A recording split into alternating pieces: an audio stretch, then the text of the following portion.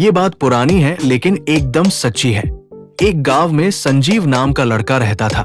वो 6ठी क्लास में पढ़ता था। रोज 3 किलोमीटर पैदल चलकर स्कूल जाता था।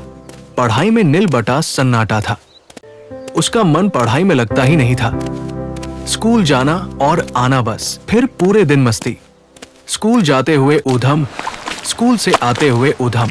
उसका राइटिंग ऐसा था कि वो खुद अपना लिखा नहीं पढ़ सकता था, लेकिन अपने पिता से झूठ बोल देता था कि वही क्लास में पढ़ने में सबसे तेज है। उसके पिता बलराम बेटे की बात सुनकर बहुत खुश होते थे।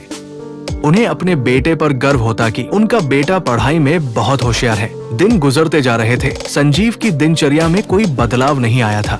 अर्धवार्षिक परीक्षा में वो ग्रेस मार्क से पास हुआ था, लेकिन पिता से झूठ बोल दिया कि वही क्लास में सबसे ज्यादा नंबर लाया है। बलराम बिना पढ़ा लिखा गरीब किसान था। अपने इकलौते बेटे को लेकर वो बड़े बड़े सपने संजोए हुए था। पूरे दिन खेतों पर काम करता, रात को अपने बेटे संजीव से उसकी पढ़ाई के झूठ सुनकर सो जाता। एक बात संजीव नहीं समझ पा रहा था कि आखिर उसका झूठ एक ना एक दिन तो खुलेगा, और जब खुलेगा तो वो कैसे अपने पिता से नजर मिला पाएगा। और हुआ भी वही। वार्षिक परीक्षा में संजीव बड़ी मुश्किल से बस पास ही हुआ था। क्लास में सबसे कम नंबर उसी के थे। रिजल्ट कार्ड लेकर पैदल पैदल घर की तरफ हारे हुए कदमों से वो चला रहा था। तभी उसने रिजल्ट कार्ड से टोटल नंबर रगड़कर मिटा दिए और टॉपर मनोज को जितने नंबर मिले थे उतने लिख लिए। कक्षा में स्थान वाला कॉलम खाली था, वहां उसने प्रथम लिख दिया और जाकर अनपढ़ बाप को रिजल्ट कार्ड देकर पैर झूलिए और बोला, पिताजी मैंने क्लास में टॉप किया है। बेटे की बात सुनकर बलराम खुशी से पास के बाजार से मिठाई खरीदने चला गया। मिठाई की दुकान पर उसे संजीव का क्लास टीचर मिल गया। जब उसे पता चला कि संजीव ने झूठ बोला है, उसने टॉप नहीं किया बल्कि पास भी मुश्किल से हुआ है, तो उसका दिल टूट गया। घर आकर चरपाई पर बैठ गया। संजीव खेलकर जब लौटा तो पिता का हाल देखकर डर गया। बोला, पिताजी मुझे माफ कर दो। बलराम बस इतना बोला कि चला जा, मेरा हाथ उठ जाएगा। तुझसे ऐसी उम्मीद नहीं थी। संजीव नहर के किनारे एक पेड़ के नीचे बैठकर बहुत देर तक रोता रहा। अचानक से वो उठा। अब उसने सोच लिया था कि 7वीं क्लास में वही टॉप करेगा।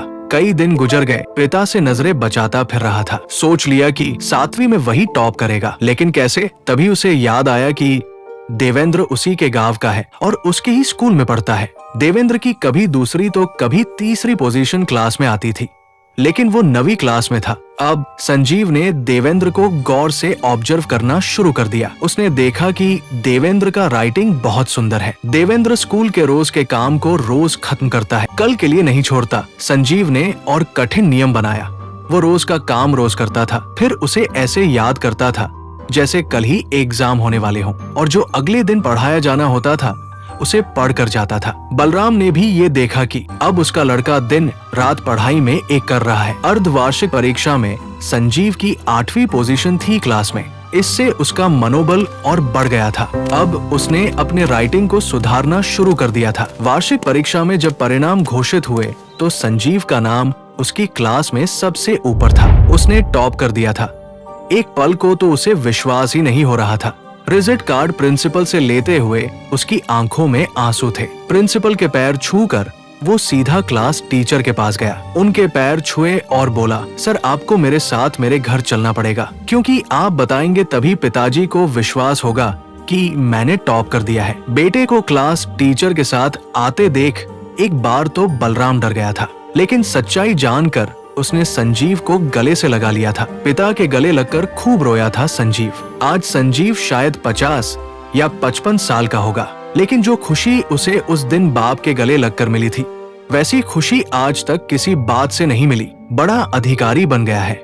ये बात उसने मुझे तब बताई थी जब हम दोनों एक ही ऑफिस में नौकरी करते थे। सच ही है, इंसान ठान ले तो कुछ भी असंभव नहीं होता है।